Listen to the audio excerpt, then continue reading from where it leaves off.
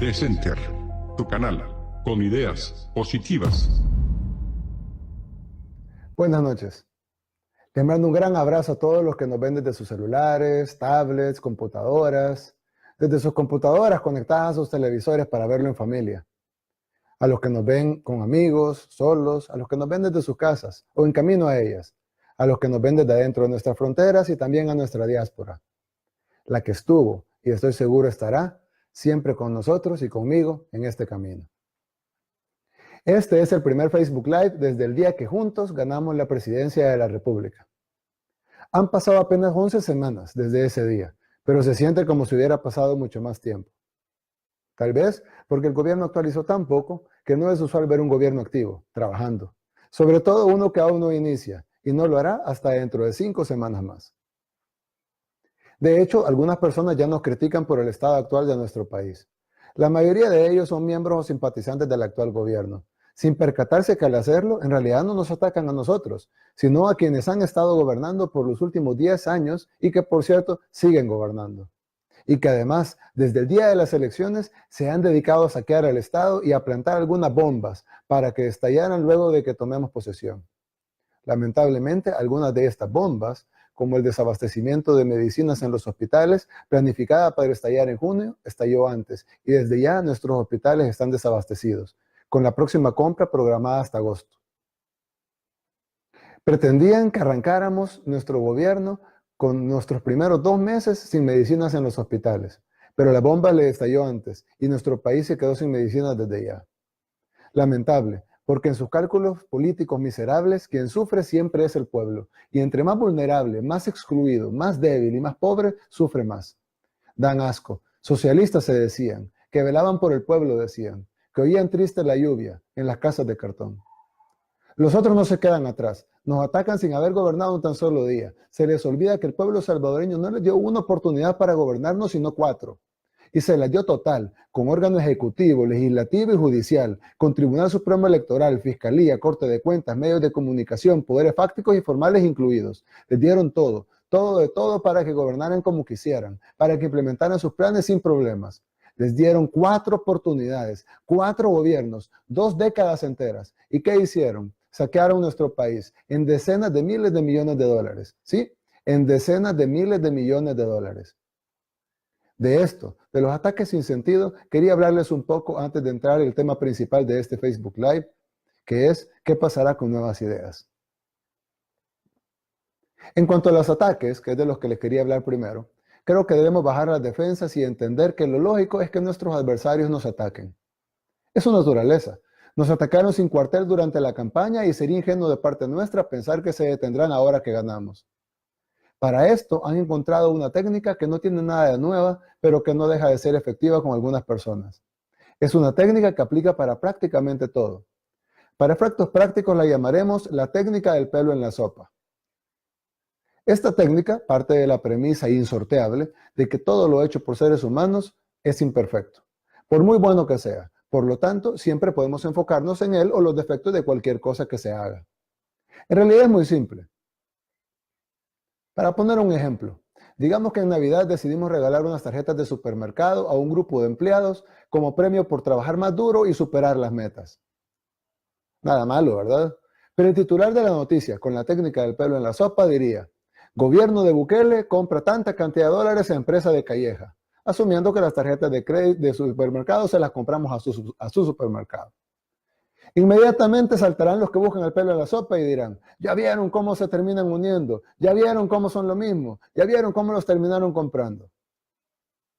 Ahora, asumamos que prevemos ese ataque y entonces decidimos comprar las tarjetas en Walmart, para evitar malos entendidos. El titular entonces sería: Gobierno de Bukele utiliza fondos públicos para vengarse de sus adversarios políticos y compra tarjetas a la competencia.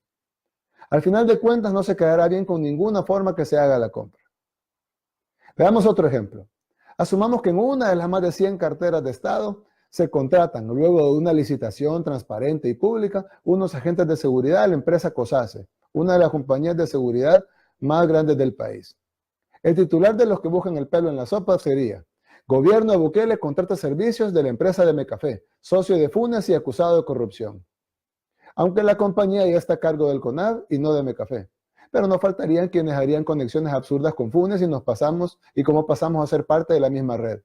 Inmediatamente tratarán de vincular todo lo que hizo Funes y el gobierno del FMLN con nosotros. Y todo porque una cartera de Estado hizo una licitación. Ahora alguien pudiera decir, pero eso es fácil de resolver. Simplemente no le compren servicios a COSACE y ya. Pero ¿cómo se hace eso? Si yo, ya como presidente, envío un memorándum a todas las dependencias del Estado prohibiendo que se le permita participar en una licitación a una empresa que no tiene impedimentos legales para participar, y ahora además está administrada por el Estado, estaría violando la ley. Y no solo me metería en problemas legales, sino que los del pelo en la sopa publicarán: Bukele viola la ley de adquisiciones y contrataciones públicas y prohíbe que una empresa operada por el Estado participe. Y así, como el cuento de la pareja y el burro, siempre habrá algo que criticar en el 100% de posibilidades y tratarán de hacerlas parecer todas como malas. Imaginemos que decidimos dejar a alguien del actual gobierno que haya realizado un buen trabajo como jefe de alguna cartera o director de algo. Inmediatamente el titular de lo del pelo en la sopa sería: Bukele recicla personas del FMLN en su gabinete. Si decidimos no hacer eso y ponemos a alguien de Arena, entonces el titular sería: Bukele hace un giro a la derecha y nombra miembros de Arena. Si es de Gana, el titular sería: Bukele paga favores a Gana con el ministerio tal. Y si decidimos evitar todo eso y poner solo gente de nuevas ideas, entonces el titular sería: luego de prometer meritocracia, Nayib Bukele recurre a sus amigos para formar gabinete. Amiguismo, dirán los del pelo en la sopa. También habría otra posibilidad, dirán algunos: poner personas sin ninguna afiliación política, que no militen ni hayan militado ni en Arena, ni en el FMLN, ni en Gana, ni en Nuevas Ideas, ni en ningún otro partido político. Pero los que buscan el pelo en la sopa siempre podrían buscar si son hijos, sobrinos, primos, tíos, vecinos o de alguno que sí, o si trabajaron con alguien en el pasado, o si son empresarios con intereses en algún lado, o ejecutivos que alguna vez trabajaron en alguna de esas empresas. De cualquier manera, la crítica siempre estará ahí, porque el objetivo de los que nos critican no es que mejoremos, no es darnos un consejo, es lograr postelectoralmente lo que no pudieron lograr en las elecciones. ¿O alguien creería que las críticas de Paolo Luers, de Fortín Magaña, de la prensa gráfica o de Factum son constructivas? Veamos el caso de Factum con Héctor Silva Ábalos, que es su dueño. Por ejemplo, padre e hijo trabajaron en el gobierno de Mauricio Funes, acusado de haber malversado 351 millones de dólares con 4 órdenes de captura adicionales y actualmente asilado en el régimen de Ortega en Nicaragua. Ese sería un estupendo titular, ¿o no? Pero les apuesto que no pasará. ¿Por qué la revista que él maneja no hace un artículo de sus nexos con Funes? ¿Por qué no hace un artículo sobre el nepotismo de que padre e hijo trabajaran en altos cargos con buenos salarios en el mismo gobierno corrupto?